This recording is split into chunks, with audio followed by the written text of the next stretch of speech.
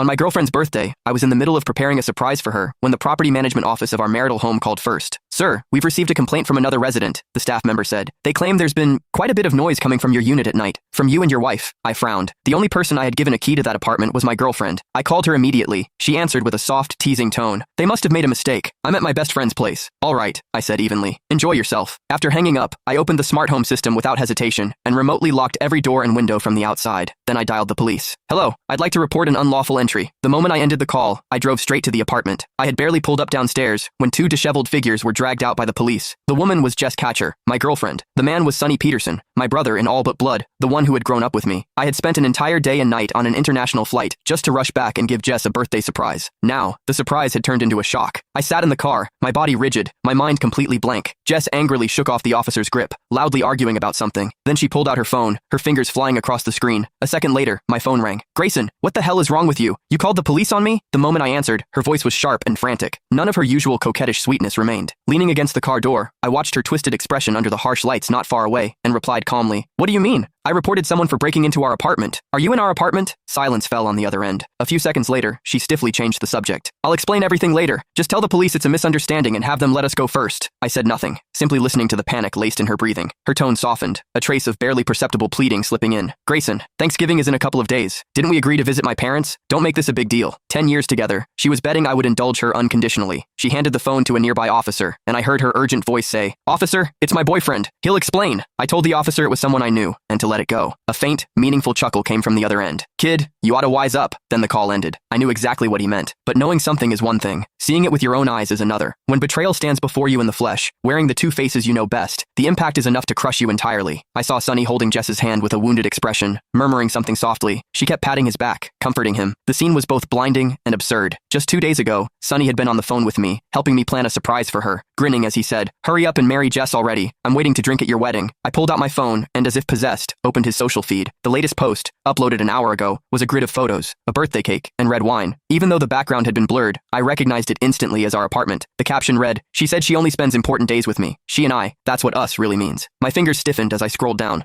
Last holiday, Jess had told me she had to work overtime on a last-minute project, pulling an all-nighter. On Sonny's feed, there were two intertwined hands, fireworks lighting up the riverside behind them. On the woman's wrist was a small red mole, one I knew all too well. On the last Valentine's Day, Jess had said her best friend was heartbroken and needed company. Sonny had posted a photo of 2 movie tickets, before sunset, with the caption, Watching an old film with the one I love. And then there were the 14th of every month, when Jess always found one excuse or another to avoid seeing me. So that was where she had been, with Sonny. What else was there left not to understand? Not far away, the police seemed to finish lecturing them.